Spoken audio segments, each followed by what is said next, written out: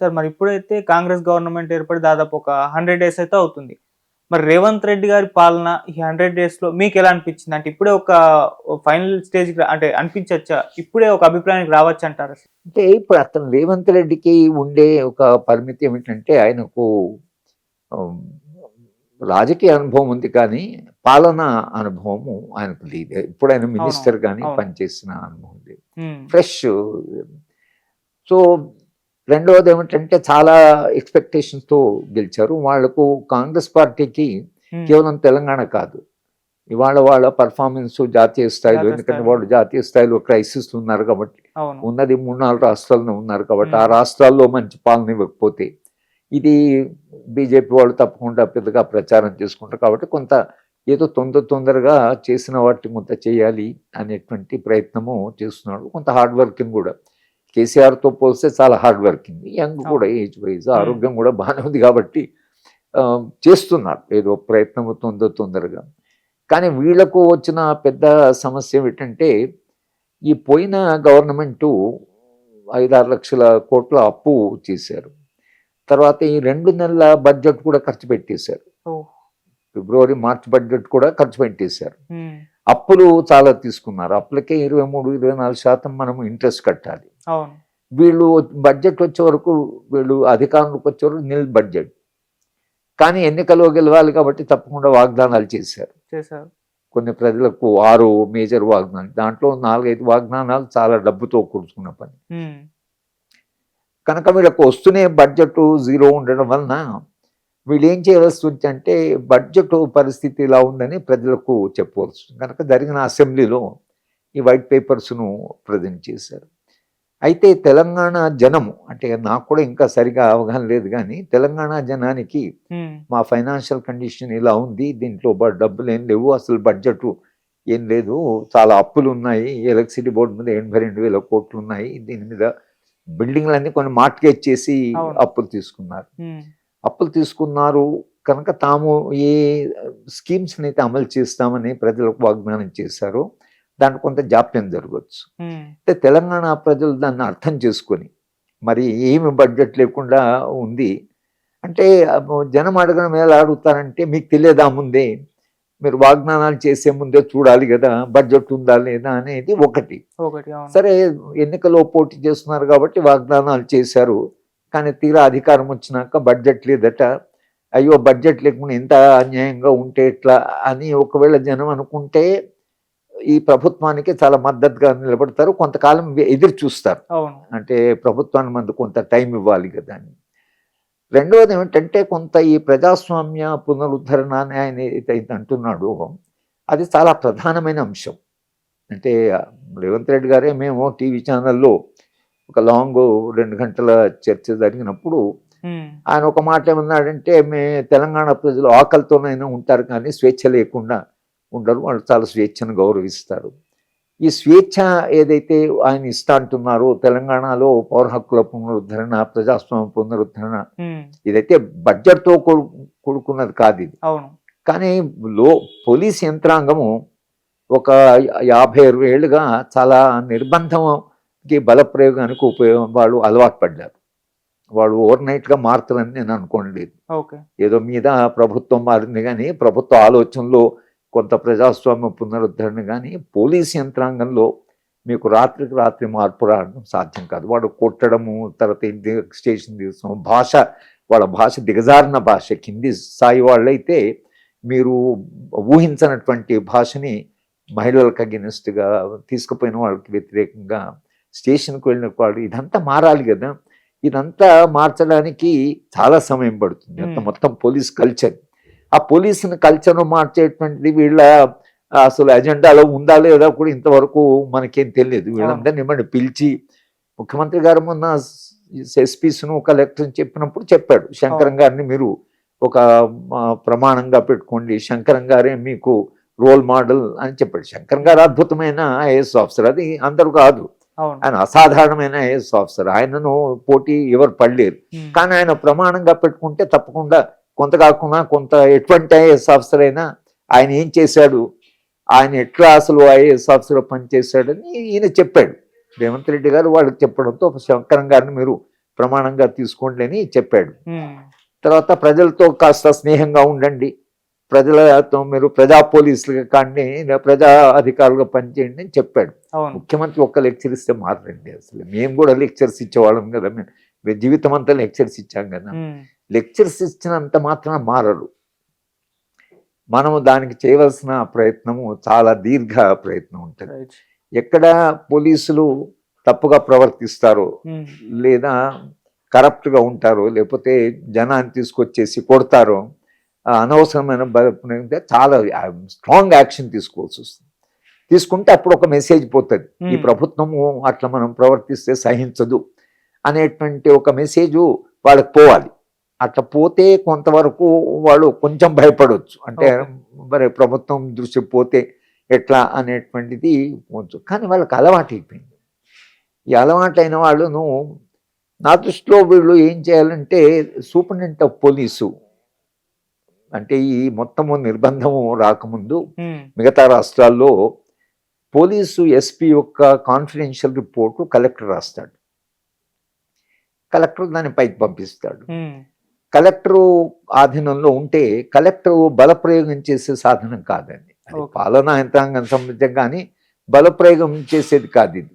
కనుక ఒక civilian administrator, ఒక పోలీస్ యంత్రాంగం మీద నియంత్రణ ఉంటే కలెక్టర్ ఇమ్మీడియట్గా ఎస్పీని పిలిచి ఇది ఎందుకు చేశారు అని అడిగేటువంటి ఒక కల్చర్ చాలా రాష్ట్రాలు ఉంది. మన రాష్ట్రంలో కూడా ఉండేది. ఇది 1970-80లో మారుతూ వచ్చింది. కనుక అలాంటి ప్రాక్టీసెస్ మళ్ళీ మీరు రిస్టోర్ చేస్తారా?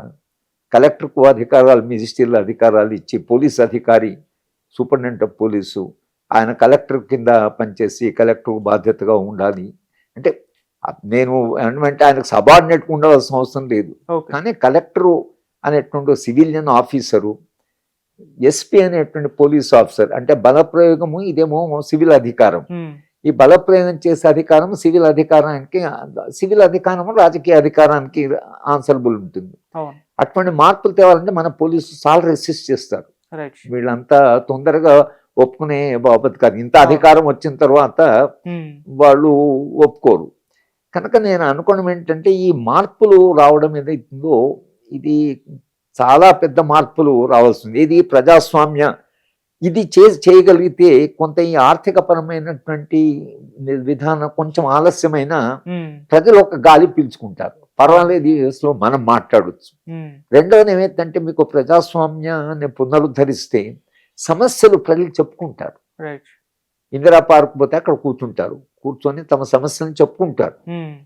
ఈ దేశంలో, ఈ ప్రాంతంలో నాకు అవగాహనంత వరకు మీరు సమస్య చెప్పుకోవడమే దానికి సగము పరిష్కారం.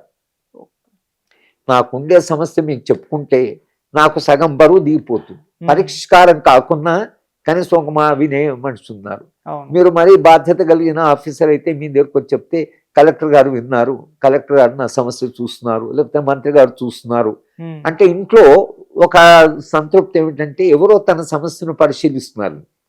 పోయిన ప్రభుత్వంలో ఎట్లా ఉంటే ఎవరు చెప్పుకోవాలో తెలియదు. మంత్రికి చెప్పుకుంటే మంత్రికి అధికారం లేదు, కలెక్టర్లకు అధికారం లేదు, ఎవరికి చెప్పుకోవాలి వాళ్ళు. అందుకనే మీరు చూడండి, ఒక్కసారి లిఫ్ట్ చేసేసి మీరు ఎవరైనా రావచ్చు ఆ ప్రజాభవన్ అని పెట్టిందని, లేదా దానికి ఒక మంచి పేరు పెట్టి దాన్ని దర్బార్ బదులు మళ్ళీ దర్బార్ను పేరు మార్చి అక్కడ రావచ్చు అంటే వేల మందిలో వచ్చారు. అంటే వేల మంది ఒక కొత్త ప్రభుత్వము మా దగ్గరకు వచ్చి మీ సమస్య చెప్పుకోవచ్చు అని అంటే, ఇంతమంది వస్తున్నారంటే ఎన్ని సమస్యలు సమాజంలో అవి కూరుకుపోయాయో మనకు స్పష్టంగా. అంటే ఇవన్నీ పోయిన ప్రభుత్వంలో కోరుకున్న సమస్యలు. ఈ 10 ఏళ్లలో తమకు పరిష్కారం కానీ తమ సమస్యలు వినని వాళ్ళు అంతకు వచ్చారు. దాంట్లో సగము ఆర్థికం ఉంటుంది, సగము ఆర్థిక పరం కాని ఉంటాయి. ఇవో చిన్న గొడవలు ఉంటాయి, ఏదో చిన్న భూమి గొడవ ఉంటుంది, అవన్నీ తీర్చగలిగినవి. దాంట్లో 50% వీళ్ళు తీర్చగలిగిన గ్రామంలో ఒక విశ్వాసం వస్తుంది, ఈ ప్రభుత్వం వింటుంది, మన సమస్య వింటుంది అనేది ఒక ఆ ఇంప్రెషన్ వీళ్ళు తేయగలిగితే కాంగ్రెస్ ప్రభుత్వానికి మద్దతు పెరుగుతుంది. మద్దతు పెరిగితే పార్లమెంట్ ఎన్నికలు వస్తున్నాయి. మరి పార్లమెంట్ ఎన్నికల దాకా వీళ్ళు కాస్త మంచి ప్రభుత్వాన్ని ఇచ్చామంటే పార్లమెంట్ ఎన్నికల్లో దాని ప్రభావం ఉంటుంది. దాని కంపారిజన్ ఉంటుంది కదా ప్రజలకు, దాంతో పోల్చి చూస్తారు కదా. ఉమ్, భారతీయ జనతా పార్టీ ఇంతవరకు పుంజుకోలేదు. ఇక వాడు ఏమేం చేస్తారో, రామ జన్మభూమి అని ఇప్పుడు రాముడి దేవాలయం మీద చాలా హైప్ చేశారు. దాని పెద్ద ఎత్తున దాన్ని ప్రచారం, మీడియాలో పెద్ద ఎత్తున ప్రచారం జరుగుతుంది. ఓకే. కానీ దాని ప్రభావం ఎన్నికల మీద ఎంత ఉంటుంది? జీవితంలో చాలా సమస్యలు ఉన్నాయి. నిరుద్యోగం ఉంది, 30 లక్షల మంది ఇప్పుడు మన దగ్గర నిరుద్యోగులు ఉన్నారు. ఉమ్, ఈ 30 లక్షల మందికి ఉద్యోగాలు ఎలా వస్తాయి? వాళ్ళకు చావు బ్రతుకుల సమస్య. అవును. చదువుకున్నారు, ఉద్యోగం లేదు, తల్లిదండ్రులు పేదవాళ్ళు, పిల్లలు ఎప్పుడు ఉద్యోగాలు చేసి మమ్మల్ని చూసుకుంటారా అనే పరిస్థితిలో ఉంది. ఉమ్, ఇప్పుడు మీరు రామ జన్మభూమి చేసి రాముడు అదంతా ఏదైతుందో అది మత విశ్వాసము, జనం యొక్క విశ్వాసం ప్రకారం నడుస్తుంది. కానీ ఈ సమస్యకు అది పరిష్కారం కాదు. రైట్.